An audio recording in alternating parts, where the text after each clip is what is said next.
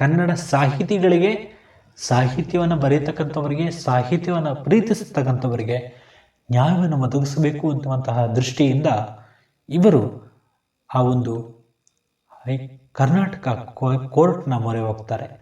ಆ ಮೊರೆ ಇವತ್ತು ಫಲಿಸಿದೆ.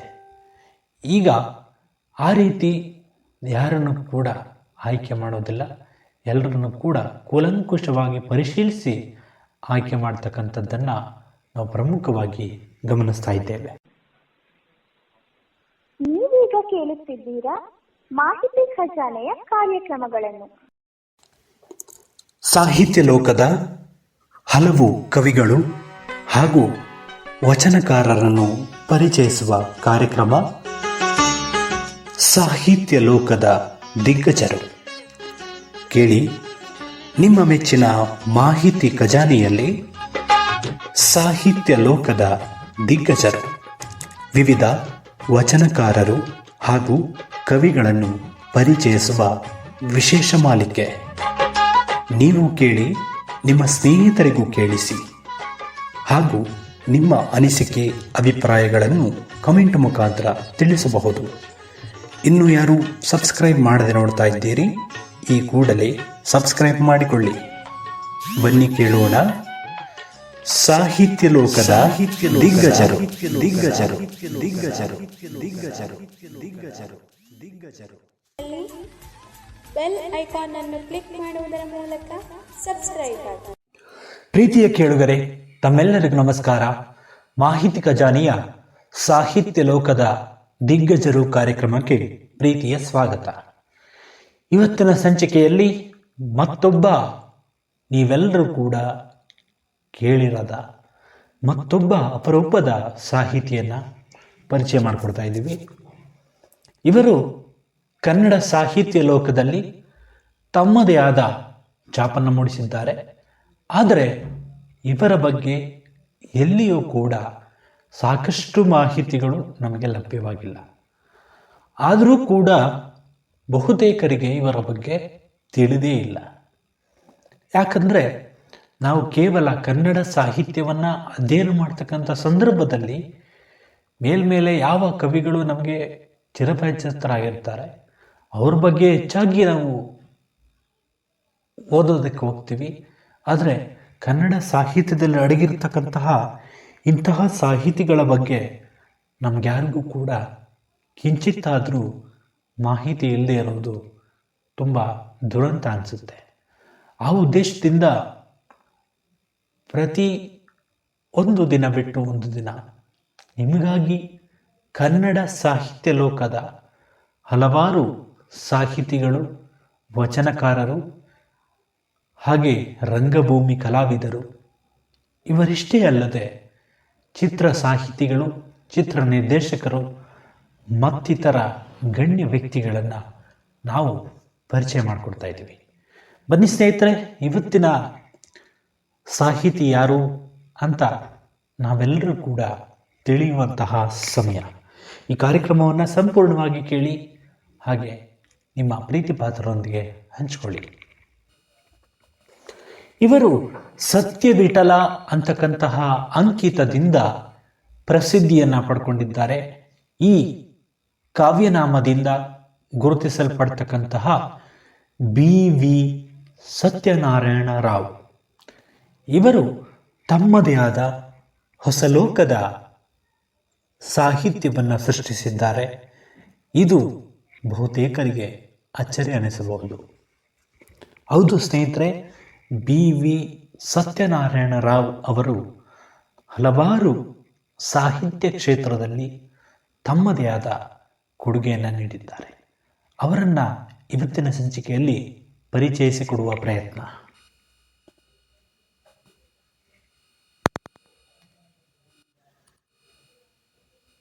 ಇವರು 1948ರಲ್ಲಿ ತುಮಕೂರು ಜಿಲ್ಲೆಯ ಶಿರಾ ತಾಲೂಕಿನ ಬುಕ್ಕಾಪಟ್ಟಣದಲ್ಲಿ ಜನ್ಮ ತಾಳ್ತಾರೆ. ಇನ್ನು ಇವರ ಶಿಕ್ಷಣವನ್ನು ಗಮನಿಸಿದಾಗ ಇವರು ಇಂಜಿನಿಯರಿಂಗ್ ಪದವಿಯನ್ನು ಪಡ್ಕೊಳ್ತಾರೆ. ನಂತರದಲ್ಲಿ ಕರ್ನಾಟಕ ಪ್ರಾಕೃತ ವಿದ್ಯುತ್ ಪ್ರಸರಣ ನಿಗಮದಲ್ಲಿ ವ್ಯವಸ್ಥಾಪಕರಾಗಿ ನಿವೃತ್ತರಾಗಿ ಆಗಿರ್ತಾರೆ. ಇವರು ಇಂಜಿನಿಯರಿಂಗ್ ಪದವಿ ಪಡ್ಕೊಳ್ತಾರೆ. ಆದರೂ ಕೂಡ ಕನ್ನಡ ಸಾಹಿತ್ಯದ ಮೇಲೆ ಅಭಿಮಾನವನ್ನು ಬೆಳೆಸ್ಕೊಳ್ತಾರೆ. ಕನ್ನಡ ಸಾಹಿತ್ಯದ ಮಜಲನ್ನು ಅವರು ಪ್ರಾರಂಭ ಮಾಡ್ತಾರೆ. ಆ ಕನ್ನಡ ಸಾಹಿತ್ಯದಲ್ಲಿರ್ತಕ್ಕಂತಹ ಹಲವಾರು ಪ್ರಕಾರಗಳು ಅಂದರೆ ಗೀತ ನಾಟಕ ಇರ್ಬೋದು, ಲಾವಣಿಗಳು, ಪ್ರಬಂಧ, ಲಲಿತ ಕಲೆಗಳು, ಇನ್ನಿತರ ಹಲವು ಪ್ರಕಾರಗಳಲ್ಲಿ, ಜಾನಪದ ಶೈಲಿಯಲ್ಲಿ ಹಲವಾರು ಪ್ರಕಾರಗಳಲ್ಲಿ ತಮ್ಮ ಲೇಖನಗಳನ್ನು, ಕೃತಿಗಳನ್ನು ಪ್ರಕಟ ಮಾಡ್ತಾರೆ. ಇದುವರೆಗೆ ಸುಮಾರು 60 ಕೃತಿಗಳನ್ನು ಇವರು ಪ್ರಕಟ ಮಾಡಿದ್ದಾರೆ. ನಿಮಗೆಲ್ಲ ಅಚ್ಚರಿ ಆಗ್ಬೋದು, ಎಲ್ಲಿಂದ ಎಲ್ಲಿಗೆ ನಂಟು ಅಂತ. ಹಾಗೆ ಸ್ನೇಹಿತರೆ, ಕೆಲವರು ಸಾಹಿತ್ಯದ ಬಗ್ಗೆ ಏನೂ ಗೊತ್ತಿಲ್ಲ ಅನ್ನುವ ರೀತಿಯಲ್ಲಿರ್ತಾರೆ, ಆದರೆ ಬಹುತೇಕ ಜ್ಞಾನವನ್ನು ತಿಳ್ಕೊಂಡಿರ್ತಾರೆ. ಅಂಥವರಲ್ಲಿ BV ಸತ್ಯನಾರಾಯಣ ರಾವ್ ಅವರು ಕೂಡ ಒಬ್ಬರು ಅಂತ ನಾನು ಹೇಳೋದಕ್ಕೆ ಬಯಸ್ತಾ ಇದ್ದೀನಿ. ಇದಿಷ್ಟೇ ಅಲ್ಲದೆ ಕಾವ್ಯ ಪ್ರಕಾರದಲ್ಲಿ 11 ಭಾಮಿನಿ ಕಾವ್ಯಗಳನ್ನು, ಇದಿಷ್ಟೇ ಅಲ್ಲದೆ ದೇವಿ ಮಹಾತ್ಮ್ಯಂ ಸಂಪೂರ್ಣ, ಇದನ್ನು ಕೂಡ ಅವರು ಕಾವ್ಯದ ರೂಪದಲ್ಲಿ ರಚನೆ ಮಾಡಿದ್ದಾರೆ. ಇದಿಷ್ಟೇ ಅಲ್ಲದೆ ಬಸವ ಭಾರತಿ ಅಂತಕ್ಕಂಥದ್ದು, ಈ ಒಂದು ಬಸವಣ್ಣನವರ ಸಂಪೂರ್ಣವಾದ ಒಂದು ವಿವರವನ್ನು ಕಾವ್ಯಾತ್ಮಕವಾಗಿ ತಿಳಿಸುವ ಪ್ರಯತ್ನವನ್ನು ಮಾಡಿದ್ದಾರೆ. ಇದಿಷ್ಟೇ ಅಲ್ಲದೆ ಲಂಕೇಶ್ ಅವರ ಸೋಮನಾಥ ಚರಿತ್ರಂ ಅಂತಕ್ಕಂತಹ ಈ ಒಂದು ಕಾವ್ಯವನ್ನು ಕೂಡ ಅವರು ರಚನೆ ಮಾಡಿದ್ದಾರೆ. ಇವರು ಇದಿಷ್ಟೇ ಅಲ್ಲದೆ ಕನ್ನಡ, ಸಂಸ್ಕೃತ ಭಾಷೆಯಲ್ಲಿ ಪಾಂಡಿತ್ಯವುಳ್ಳಂತಹ ವ್ಯಕ್ತಿಯಾಗಿದ್ದರು. ಇವರು ಸಂಸ್ಕೃತ ಭಾಷೆಯಲ್ಲಿ ಗಾಯತ್ರಿ ರಾಮಾಯಣ, ಹಾಗೆ ಬಾಹುಬಲಿ ಚರಿತ್ರಂ, ಕನ್ನಡ ಸಾಹಿತ್ಯ ಚರಿತ್ರಂ, ಶ್ರೀ ಶಿವಕುಮಾರ್, ವಜಂತ್ರಿ, ಭಾವಗೀತೆಗಳು, ಭಾವಭಾರತಿ, ಇದಿಷ್ಟೇ ಅಲ್ಲದೆ ಹಲವು ನಾಮಾವಳಿಗಳು, ಹೀಗೆ ಅವರ ಸಾಹಿತ್ಯ ಚರಿತ್ರೆ ಸಾಗುತ್ತಾ ಬಂದಿದೆ. ಇದಿಷ್ಟೇ ಅಲ್ಲದೆ ಜೀವನ ಚರಿತ್ರೆಗಳು, ಹಲವರ ಜೀವನ ಚರಿತ್ರೆಗಳನ್ನು ಕೂಡ ಇವರು ತಮ್ಮದೇ ಆದ ಕಾಲ್ಪನಿಕ ದೃಷ್ಟಿಕೋನದಿಂದ, ಇದಿಷ್ಟೇ ಅಲ್ಲದೆ ಅವರ ಮಾಹಿತಿಗಳನ್ನು ಸಂಗ್ರಹ ಮಾಡೋದರ ಮೂಲಕ ನಿಮ್ಮ ಮುಂದೆ ಇಟ್ಟಿದ್ದಾರೆ. ಇಂತಹ ಮಹಾನ್ ವ್ಯಕ್ತಿಯನ್ನು ಪರಿಚಯಿಸುತ್ತಿರುವುದು ನನಗಂತೂ ತುಂಬ ಖುಷಿಯಾದಂತಹ ವಿಷಯ. ಇದಿಷ್ಟೇ ಅಲ್ಲದೆ ವಿಮರ್ಶೆ ಅನ್ನುವುದು ಅವರ ಮತ್ತೊಂದು ಸಾಹಿತ್ಯ ಪ್ರಕಾರವಾಗಿ ಗುರುತಿಸ್ಕೊಳ್ಳುತ್ತೆ. ಪ್ರಬಂಧ ಇರ್ಬೋದು, ಲಾವಣಿಗಳಿರ್ಬೋದು, ವಿಮರ್ಶೆಗಳಿರ್ಬೋದು, ಜೀವನ ಚರಿತ್ರೆ ಇರ್ಬೋದು, ತಮಗನಿಸಿದ್ದನ್ನು ತಾವು ಮುಕ್ತವಾಗಿ ನಿಮ್ಮ ಮುಂದೆ ಇಟ್ಟಿದ್ದಾರೆ. ಇಂತಹ ಮಹಾನ್ ವ್ಯಕ್ತಿಯ ಸಾಧನೆಯ ಕುರಿತು ಇವತ್ತು ನಾವು ನೆನಪು ಮಾಡ್ಕೊಳ್ತಾ ಇರೋದು ತುಂಬ ಖುಷಿ. ಅಷ್ಟೇ ಅಲ್ಲದೆ ಇವರ ಈ ಸಾಹಿತ್ಯ ಪ್ರಕಾರಗಳು ಕನ್ನಡ ಸಾಹಿತ್ಯದಲ್ಲಿ ಇದೆ, ಆದರೆ ಅವು ಎಲ್ಲಿವೆ ಎಂಬುದರ ಬಗ್ಗೆ ಇದುವರೆಗೂ ಕೂಡ ಕಿಂಚಿತ್ತೂ ಮಾಹಿತಿ ಲಭ್ಯವಾಗಿಲ್ಲ. ಇನ್ನು ವಿಮರ್ಶಾ ಲೋಕದಲ್ಲಿ ಇವರ ಸಾಹಿತ್ಯ ಕೃತಿಯ ವಿಮರ್ಶೆ 2016 ಅಂತಕ್ಕಂತಹ ಸಂಪಾದಿತ ಕೃತಿಯಲ್ಲಿ ಇವರ ವಿಮರ್ಶೆಯ ಬಗ್ಗೆ ನಾವು ಮಾಹಿತಿಯನ್ನು ತಿಳ್ಕೊಬೋದು. ನೋಡಿ ಸ್ನೇಹಿತರೆ, ಇಲ್ಲಿ ನಾನು ನಿಮಗೆ ಮಾಹಿತಿ ಕೊಟ್ಟಿದ್ದೀನಿ. 2016ರಲ್ಲಿ ಒಂದು ಸಂಪಾದಿತ ಕೃತಿ ಬಿಡುಗಡೆ ಆಗುತ್ತೆ, ಕನ್ನಡ ಸಾಹಿತ್ಯ ಚರಿತ್ರೆ ಹಾಗೂ ಕನ್ನಡ ಸಾಹಿತ್ಯ ಕೃತಿಗಳ ವಿಮರ್ಶೆ ಅಂತಕ್ಕಂಥದ್ದು. ಇದು 2016ರಲ್ಲಿ ಪ್ರಕಟ ಆಗುತ್ತೆ. ಇದನ್ನು BV ಸತ್ಯನಾರಾಯಣ ರಾವ್ ಅವರು ರಚನೆ ಮಾಡಿದ್ದು.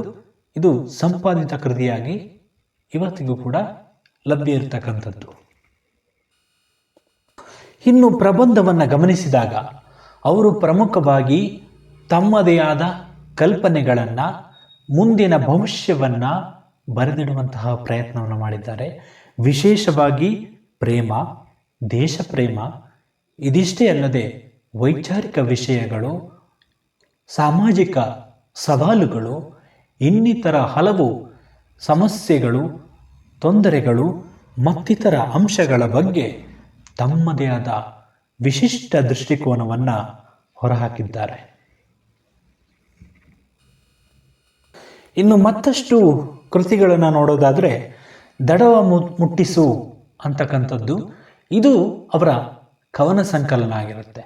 ದಡವ ಮುಟ್ಟಿಸು ಅಂತಕ್ಕಂತಹ ಕವನ ಸಂಕಲನದಲ್ಲಿ ಹಲವಾರು ಕವಿತೆಗಳನ್ನು ಬರೆದಿದ್ದಾರೆ. ಇವುಗಳನ್ನು ಕೂಡ ನೀವು ಗಮನಿಸಬಹುದು. ಇನ್ನು ಬೆಳದಿಂಗಳ ನೋಡ, ಬೇಂದ್ರೆ ಕಥೆಗಳು, ಇವು ಪ್ರಸಿದ್ಧ ದ.ರಾ ಬೇಂದ್ರೆಯವರ ಪ್ರಮುಖ ವಿಷಯಗಳ ಬಗ್ಗೆ ಒಳಗೊಂಡಂತಹ ಅದ್ಭುತವಾದ ಕೃತಿಯಾಗಿ ನಮಗೆ ಕಾಣಿಸ್ಕೊಳ್ಳುತ್ತೆ. ಈ ಒಂದು ಕೃತಿಯಲ್ಲಿ ಪ್ರಮುಖವಾಗಿ ದ.ರಾ ಬೇಂದ್ರೆಯವರ ವಿಷಯಗಳನ್ನು ಇವರು ಪ್ರಮುಖವಾಗಿ ಇಲ್ಲಿ ಬೆಳಕು ಚೆಲ್ತಾರೆ. ಬೆಳದಿಂಗಳ ನೋಡ ಅಂತಕ್ಕಂತಹ ಈ ಕೃತಿಯಲ್ಲೂ ಅಷ್ಟೇ ಅವರು ಪ್ರಮುಖವಾಗಿ ಬೇಂದ್ರೆಯವರ ಜೀವನ ಚರಿತ್ರೆಯನ್ನು ಎಳೆಯಾಗಿ ಬಿಡಿಸಿಡುವಂತಹ ಪ್ರಯತ್ನವನ್ನು ಈ ಕೃತಿಯಲ್ಲಿ ಕೂಡ ಅವರು ಮಾಡಿದ್ದಾರೆ. ಪ್ರಮುಖವಾಗಿ ಬೆಳದಿಂಗಳ ಆ ಸವಿಯನ್ನು ಈ ಬೆಳದಿಂಗಳ ನೋಡ ಅಂತಕ್ಕಂತಹ ಕೃತಿಯಲ್ಲಿ ತಿಳಿಯಪಡಿಸಿದ್ದಾರೆ.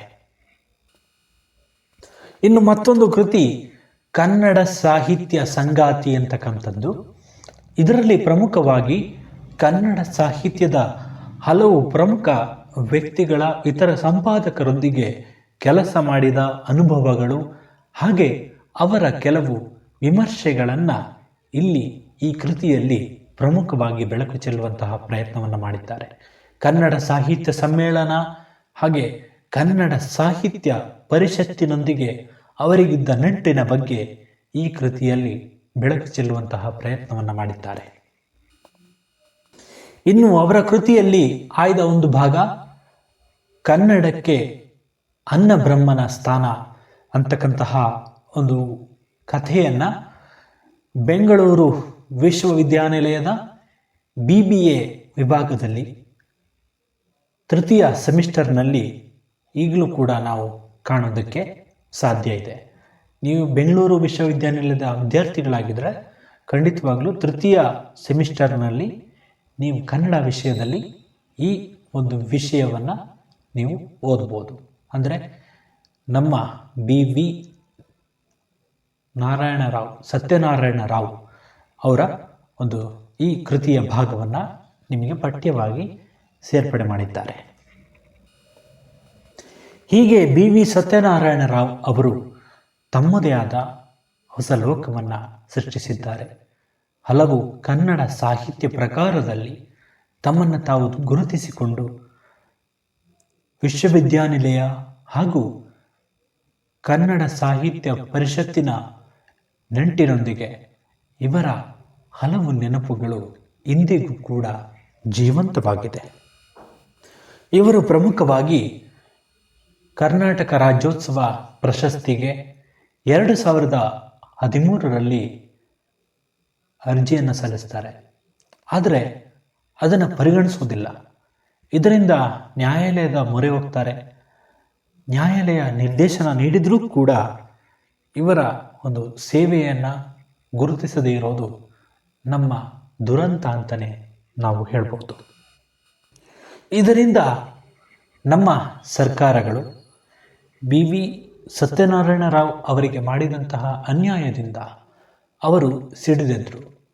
ಇದರಿಂದಾಗಿ ಸರ್ಕಾರಗಳು ಈಗ ಏನು ಮಾಡಿವೆ, ಒಂದು ಸಮಿತಿಯನ್ನು ರಚನೆ ಮಾಡಿದೆ.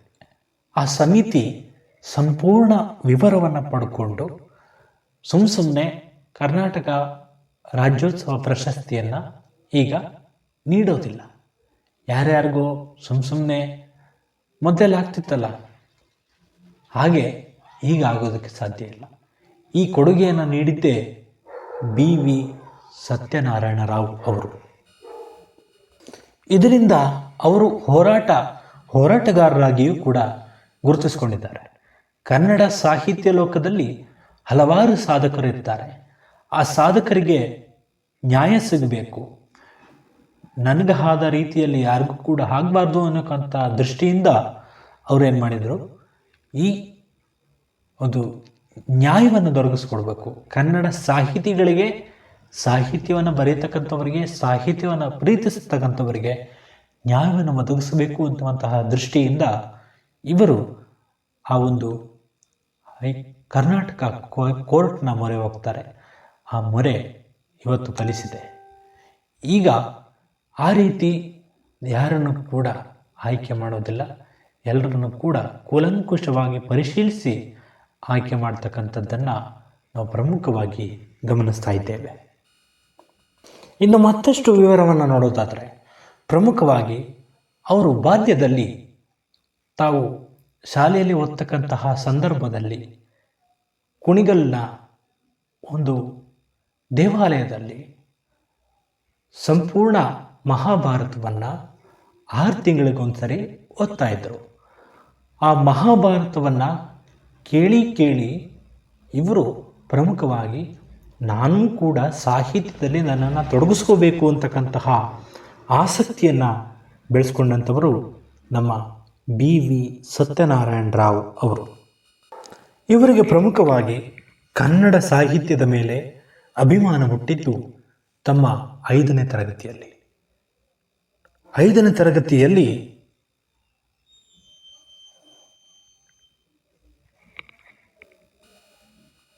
ಅನಂತರಾಮು ಅಂತಕ್ಕಂತಹ ಶಿಕ್ಷಕರಿಂದ ಇವರು ಕನ್ನಡದ ಬಗ್ಗೆ ತಮ್ಮದೇ ಆದ ಒಲವನ್ನು ಬೆಳೆಸ್ಕೊಳ್ಳೋದಕ್ಕೆ 5ನೇ ತರಗತಿಯಿಂದ ಪ್ರಾರಂಭ ಮಾಡಿದ್ರು. ಹೀಗೆ ಅವರು ತಮ್ಮದೇ ಆದ ವೈಶಿಷ್ಟ್ಯವನ್ನು ಬೆಳಗ್ತಾರೆ.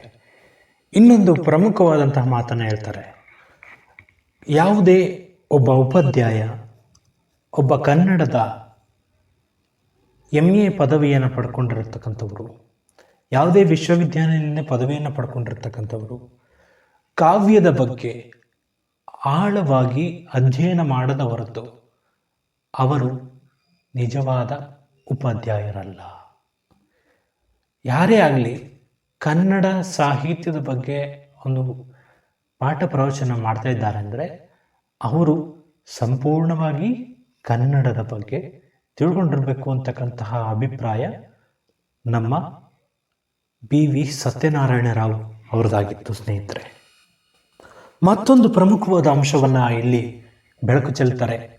ಅದು ಕನ್ನಡದಲ್ಲಿ ಏನಿದೆ ಅನ್ನುವಂತಹ ಪ್ರಶ್ನೆ ಬಂದಾಗ ಹಲವರ ಅಭಿಪ್ರಾಯದಲ್ಲಿ ಕನ್ನಡದಲ್ಲಿ ಏನಿಲ್ಲ ಅಂತಕ್ಕಂತಹ ಅಭಿಪ್ರಾಯ ಇದೆ. ಆದರೆ ಇವರು ಹೇಳ್ತಾರೆ, ಕನ್ನಡದಲ್ಲಿ ಎಲ್ಲವೂ ಇದೆ, ಅದನ್ನು ಬಳಸಿಕೊಳ್ಳುವ ರೀತಿ ನಮಗೆ ಗೊತ್ತಿಲ್ಲ ಅಂತಕ್ಕಂಥದ್ದು. ಇದು ಪ್ರಮುಖವಾದ ಅಂಶ ಅಂತಲೇ ನನಗನ್ನಿಸುತ್ತೆ. ಯಾಕಂದರೆ ಇತ್ತೀಚಿನ ಯುಗವನ್ನು ನೋಡ್ತಾ ಇದ್ದರೆ ಕೇವಲ ಕನ್ನಡ ಸಾಹಿತ್ಯವನ್ನು ಓದ್ತಾರೆ, ಆದರೆ ಕನ್ನಡ ನಮ್ಮದು, ಕನ್ನಡ ಎಲ್ಲ ನಮಗೆ ಹಾಗೆ ಹೀಗೆ ಅಂತ ಹೇಳ್ತಾರೆ. ಆದರೆ ಕನ್ನಡದ ಬಗ್ಗೆ ಕಿಂಚಿತ್ತಾದರೂ ನೋವು, ಕಿಂಚಿತ್ತಾದರೂ ನಲಿವು, ಕಿಂಚಿತ್ತಾದರೂ ನಂಬಿಕೆ, ಕಿಂಚಿತ್ತಾದರೂ ವಿಶ್ವಾಸ ಇದುವರೆಗೂ ಕೂಡ ನಾನು ಎಲ್ಲೂ ಕೂಡ ಕಂಡಿಲ್ಲ. ಯಾಕಂದರೆ ಕನ್ನಡ ಸಾಹಿತ್ಯ ಅಂದಾಗ ಬರ್ತಕ್ಕಂಥದ್ದು ಕನ್ನಡ ಸಾಹಿತ್ಯದಲ್ಲಿ ಏನಿದೆ ಅಂತಕ್ಕಂತಹ ಪ್ರಶ್ನೆ.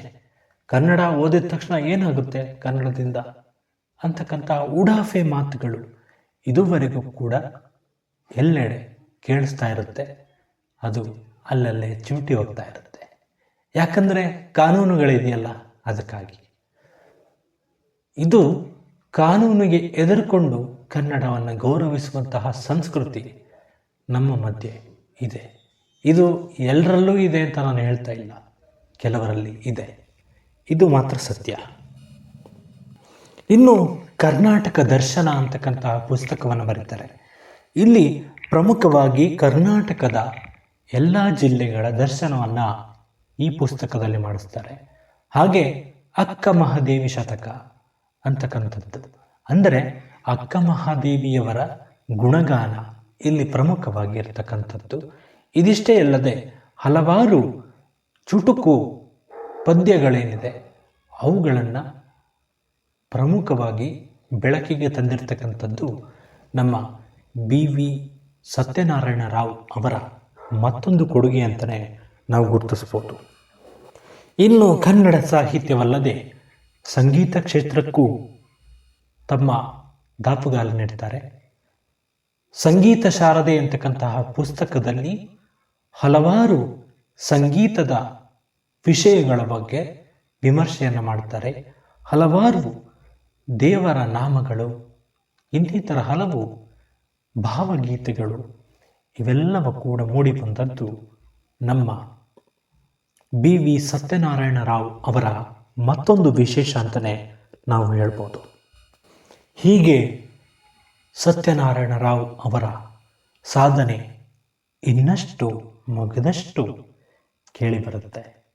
ಇಂತಹ ಮಹಾನ್ ವ್ಯಕ್ತಿಯನ್ನು ಪಡೆದ ನಮ್ಮ ಕನ್ನಡ ಸಾಹಿತ್ಯ, ಕನ್ನಡಿಗರು ನಾವೆಲ್ಲರೂ ಪುಣ್ಯವಂತರು ಅಂತ ಹೇಳ್ತಾ ಇವತ್ತಿನ ಈ ಸಂಚಿಕೆಯನ್ನು ಮುಗಿಸ್ತಾ ಇದ್ದೀನಿ. ಮತ್ತೆ ಮುಂದಿನ ಸಂಚಿಕೆಯಲ್ಲಿ ಮತ್ತಷ್ಟು ವಿಶೇಷತೆಯೊಂದಿಗೆ ನಿಮ್ಮನ್ನು ಭೇಟಿಯಾಗ್ತೀನಿ. ಅದಕ್ಕೂ ಮೊದಲು ನಮ್ಮ ಇಷ್ಟೊತ್ತಿನ ಈ ಪ್ರಯತ್ನ ನಿಮ್ಮೆಲ್ಲರಿಗೂ ಕೂಡ ಇಷ್ಟ ಆಯಿತು ಅಂದರೆ ಸಬ್ಸ್ಕ್ರೈಬ್ ಮಾಡ್ಕೊಳ್ಳಿ. ಕರೆಂಟ್ ಸೆಟ್ಟಿಂಗಲ್ಲಿ ಆಲ್ ಅಂತ ಸೆಲೆಕ್ಟ್ ಮಾಡ್ಕೊಳ್ಳಿ. ಆವಾಗ ಮಾತ್ರ ನಾವು ಅಪ್ಲೋಡ್ ಮಾಡುವ ಎಲ್ಲ ವಿಡಿಯೋ ನೋಟಿಫಿಕೇಷನ್ ಎಲ್ರಿಗಿಂತ ಮುಂಚೆ ನೀವೇ ನೋಡ್ಬೋದು ಅಂತ ಹೇಳ್ತಾ, ಈ ಸಂಚಿಕೆಯ ಬಗ್ಗೆ ನಿಮ್ಮ ಅನಿಸಿಕೆ, ಅಭಿಪ್ರಾಯಗಳು ಇವೆಲ್ಲವನ್ನು ಹಂಚ್ಕೊಳ್ಳಿ. ಹಾಗೆ ನೀವು ಕೇಳೋದಷ್ಟೇ ಅಲ್ಲ, ನಿಮ್ಮ ಗ್ರೂಪ್ಗಳಿರುತ್ತೆ, ನಿಮ್ಮ ಪ್ರೀತಿ ಸ್ನೇಹಿತರು ಇರ್ತಾರೆ, ಎಲ್ರಿಗೂ ಹಂಚಿ ಎಲ್ಲರೂ ಖುಷಿ ಪಡೋಣ ಅಂತ ಹೇಳ್ತಾ ಮತ್ತೆ ಭೇಟಿಯಾಗೋಣ. ನಮಸ್ಕಾರ.